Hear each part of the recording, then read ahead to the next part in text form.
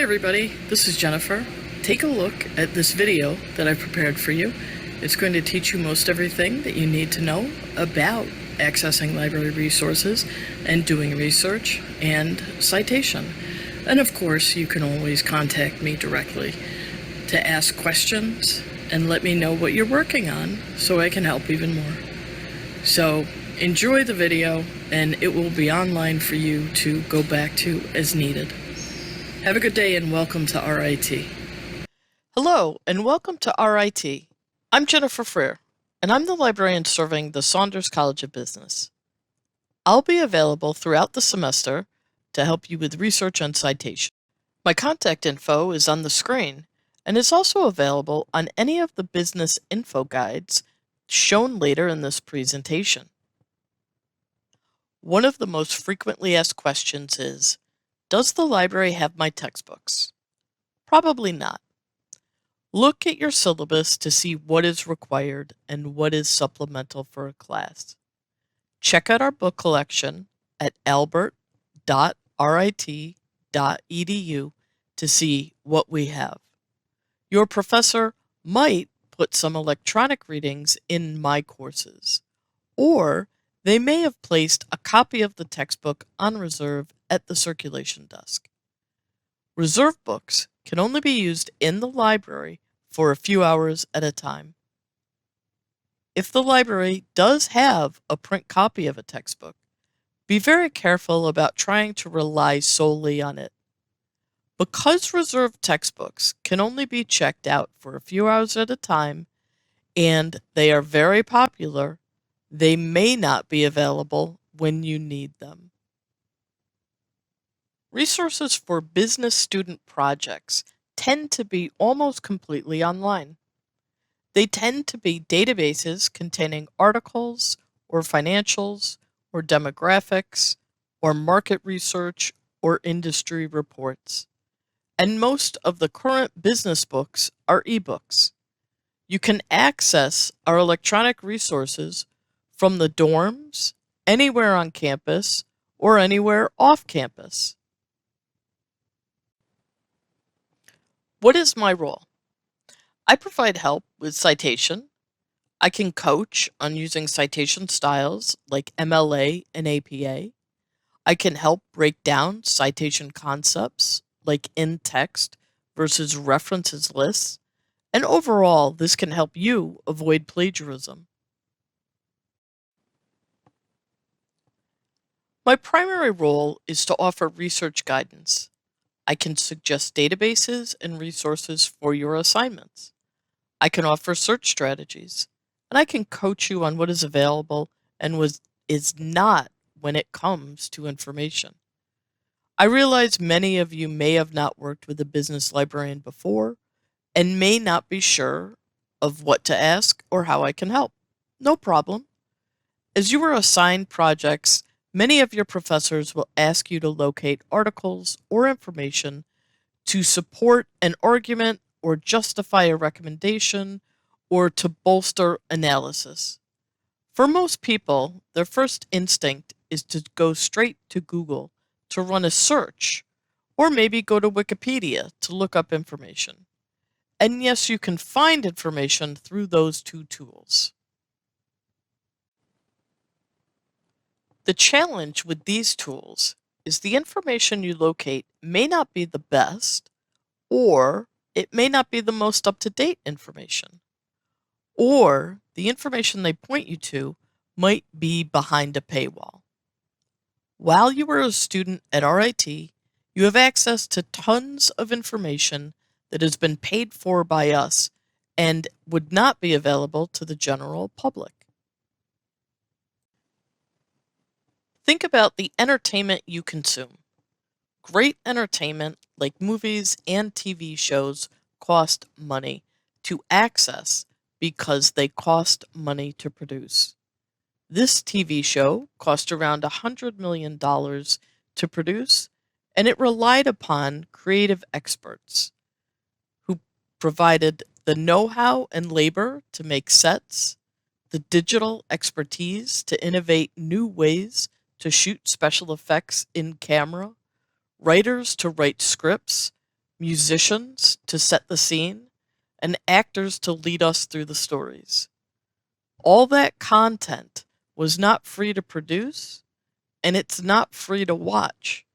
If you want to watch The Mandalorian on Disney Plus, you need a subscription, which someone is paying for.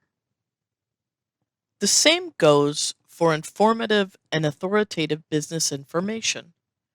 If you want access to expert market research or industry analysis or timely news, someone has to pay for it because it costs money to hire experts, collect data, do analysis, and produce readable reports.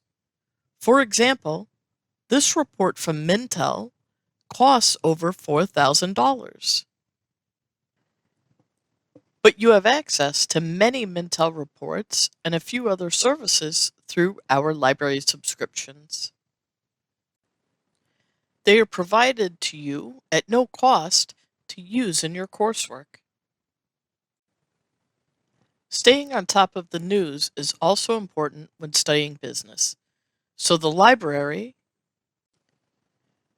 provides access to the New York Times and Wall Street Journal and many more newspapers and magazines through our database subscriptions. Every day, the current issue of the New York Times and Wall Street Journal gets loaded into ProQuest for you to read. You can also get student subscriptions by going directly to publication websites. The library has no involvement with this, but you may want this for the easier to read formatting, or the breaking news, or the direct subscriber only exclusive content. You need to go through library web links to get to the library databases, start at the library homepage, or go through our info guides platform. This way, the content providers know you are authorized to access their content on or off campus. Business gets a section with all the guides I create to support the subjects taught in the Saunders College of Business. There are curated guides split between overall subject guides and some targeted course guides. Course guides are created when professors have unique information needs in a class or would like a guide specifically created for their class. Each guide also has a contact button for me. Click on the green button to see if I am on chat and to also get my email address. Or book an appointment. I know most of you have never worked with a business librarian before. So what might you ask the librarian to help you complete your papers? These are a few sample questions I have been asked. Does the library have a resource to help me understand the toothpaste market? Where do I find the demographics of the Rochester, New York population? How do I find a scholarly article on leadership style? What is a scholarly article? Why do some professors say peer-reviewed? You will even pose questions I've never heard before, and that's great. My role is to think about the resources I know we have, and maybe free things on the web, and offer you guidance on training on how to find the information you seek. You can also ask questions about how to format citations. This may be new to some of you. First step, how do you know which citation style to use in each class? Read your syllabus, and if it's not listed in the syllabus, ask your professor. They might pick APA, or MLA, or Chicago, or maybe even something else. Most professors I support seem to use APA or MLA. We do not make up these rules. They are set by different outside organizations. Our info guide has general guidance with links to citation styles and citation tools. Look to the free sites from MLA and APA and other citation organizations for examples of the common formats. There are also manuals for each rule available in the library to borrow for a few hours at a time.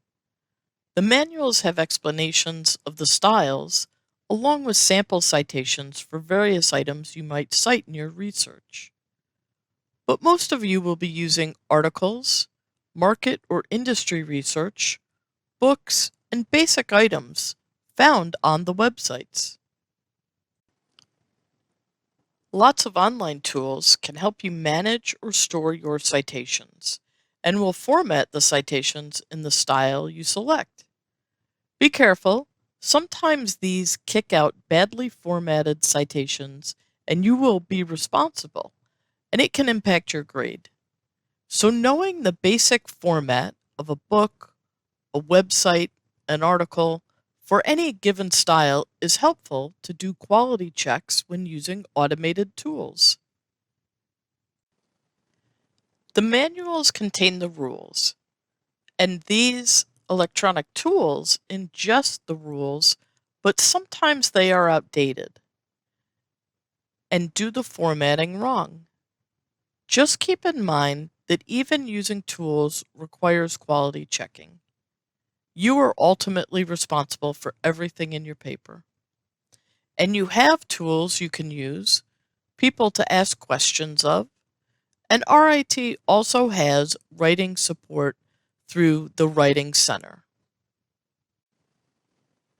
The Writing Center is part of the University Writing Program and is available to you all. Take a look at their website to see what they offer and how you can work with them. Like the library, they also support citation.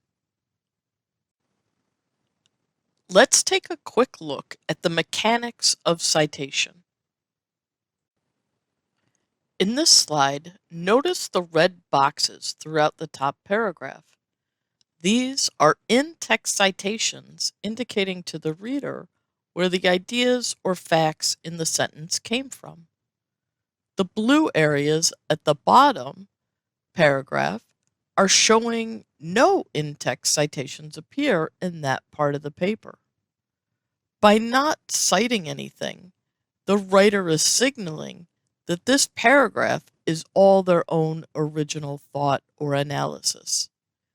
So, in-text citations act as a way to tell the reader, in this case your professor, that information in a sentence came from somewhere else and you are citing it.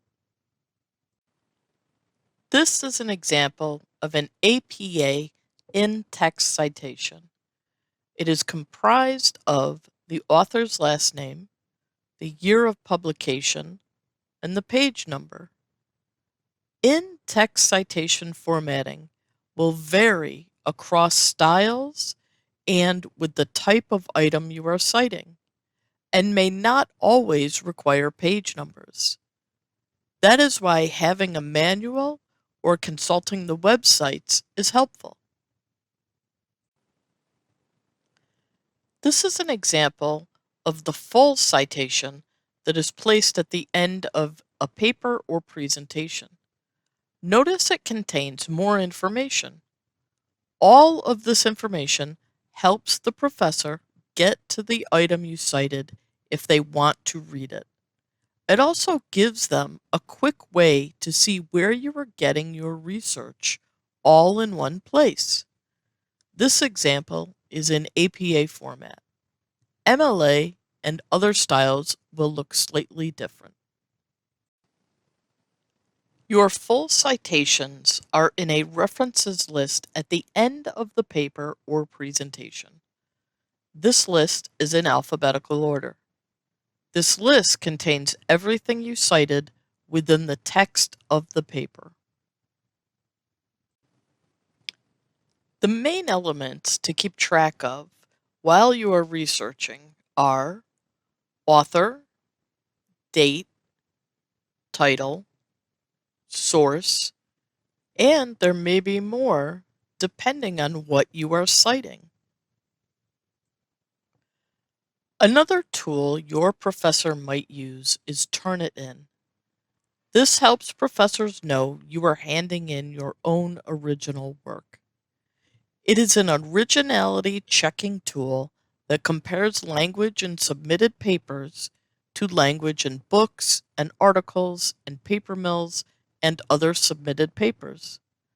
The most common way it is used at RIT is through the My Courses drop box.